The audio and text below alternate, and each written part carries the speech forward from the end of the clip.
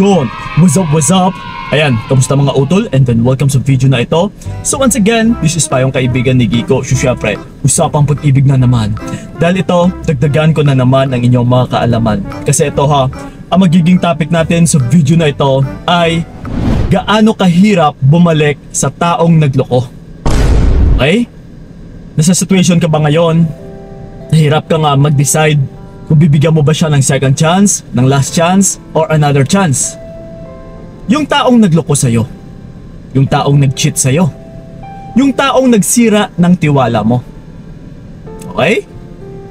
So, mark my word mga utol, tiwala yung sinira niya ha. So ngayon, kung bibigyan natin ng chance or ng second chance yung taong nagloko sa'yo, ano ba sa tingin mo yung magiging kahahantungan ng relationship ninyo? Ano yung kasunod? What's next na mangyayari? Mabibigyan ka ba ng peace of mind? Mabibigyan ka ba ng kapayapaan once na pinatawad mo siya at saka tatanggapin ulit? Ito mark my word, sinira niya na yung tiwala mo. Tiwala utol yung pinag-uusapan natin dito. In advance kasi ito, maraming nagbibigay ng second chance or ng last chance sa mga taong nanloko, sa taong nagsira ng tiwala nila. So binigyan nila ito ng paulit-ulit na chance na para magkabalikan, na para mabigyan ulit ng pagbabago,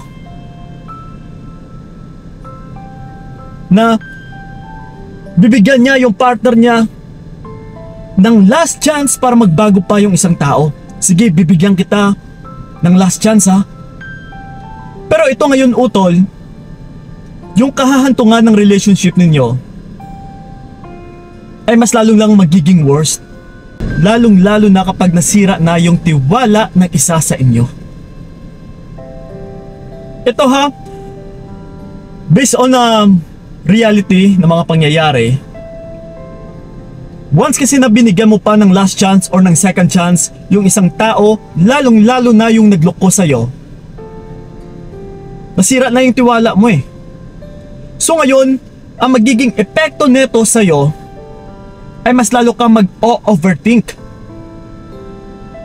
Mapapraning ka utol, mababalisa ka, lalong lalo na kapag mawala lang siya sa paningin mo. Kasi may bahid na nasinira niya yung tiwala mo. Na kung dati nga is yes, nagtiwala ka naman sa kanya nung time na hindi pa siya nakapagloko sa'yo. Pero anong nangyari? May tiwala ka sa kanya, sinira niya pa rin. Nahinayaan mo lang siya.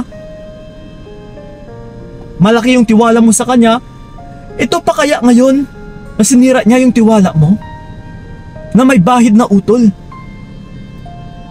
na hindi na talaga ito mawawala din sa iyong isipan na nakapagloko siya eh. So ngayon kahit mawala lang siya saglit ay marami nang papasok sa iyong isipan. Na uy, baka may tinagpo na naman na babae yun, baka may kausap na naman yun, baka may kachat na naman itong iba. Yes, paulit-ulit utol. So ngayon yung magiging resulta or epekto din nito sa partner mong nagloko ay mas lalo siyang masasakal. Kasi mas palagi mo na siyang papagalitan eh. Dahil sa pagdududa mo utol, dahil sa pag-overthink mo. So ngayon masasakal na yung partner mo, na mas lalo mo na siyang kinokontrol. So pagdating naman sa partner mo na nagloko ay mas lalo siyang masosuffocate, na hindi siya makakahinga. Na uy, parang hindi na ako makakakilos sa partner ko. Parang hirap na akong kumilos mag-isa. Kasi bantay sarado siya sa akin. Palagi niya akong binabantayan yung bawat kilos ko. Palagi niya akong tinatawagan.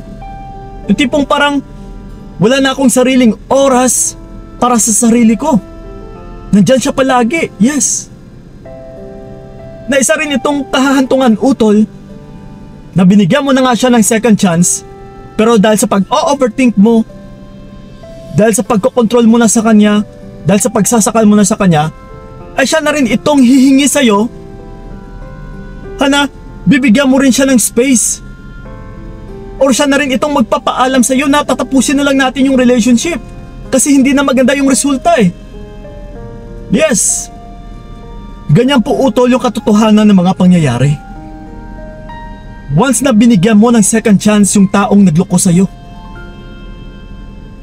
na nakapagloko na sa'yo once, kahit isang beses lang yan utol, hindi na talaga mawawala sa iyong isipan yung dating pagkasira niya ng tiwala mo.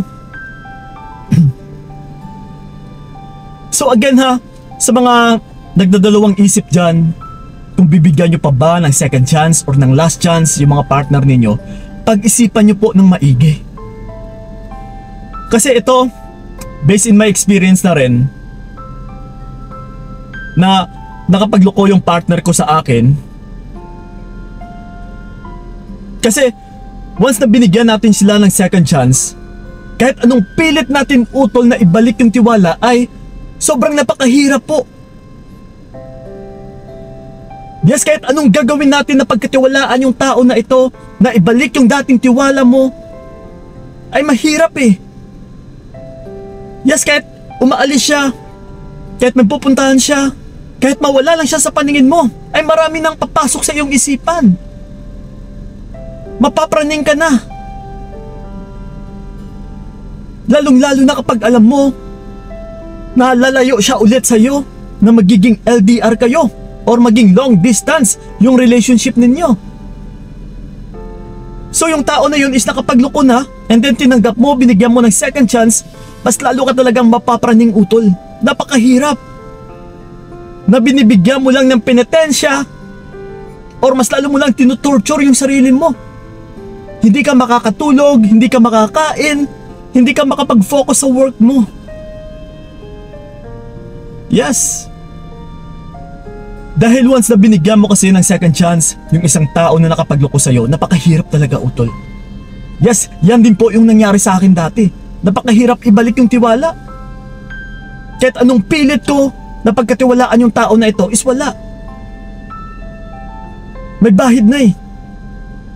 Dahil for sure utol, ginawa mo na yung best mo dati, pero still nagloko pa rin. So once na nagloko or nakapagloko na sa'yo yung isang tao, mahirap na po yan pagkatiwalaan ulit. Dahil yung isang maluloko ay isa na talaga yung manluloko. So ngayon kahit ilang chances pa yan na ibibigay mo sa kanya paulit-ulit, ay mas lalo lang din talaga masisira na yung tiwala mo. Inuubos yung tiwala mo sa kanya. So mas lalo ka lang mag-aaksaya ng panahon mo or ng oras mo sa taong ito. Dahil yung kababagsakan utol, ay mas lalo lang magiging toxic yung relationship ninyo. Yes, by the end of the day, hiwalayan pa rin yung kahahantungan. So ngayon pa lang, sa mga nagdadalawang isip talaga, yes, pag-isipan nyo ng malalim, ng mabuti, ng many times talaga. Kung worth it ba ba yung taong ito? Kung babalik ba kaagad yung tiwala ko sa taong ito? Kung may panumbalik pa ba yung dating pagmamahalan namin kagaya dati? Kasi kung hindi na utol, yes, mag-aaksaya at saka mag-aaksaya ka na lang talaga ng oras mo sa taong ito. So ngayon pa lang, pag-isipan mo ng mabuti. Okay? So lang po mga utulasan na nakatulong talaga yung video na ito. So lang po, maraming salamat talaga. So ingat kayo. God bless and babush! Binigay ko lahat para wala kang masabi. Kaya nga hindi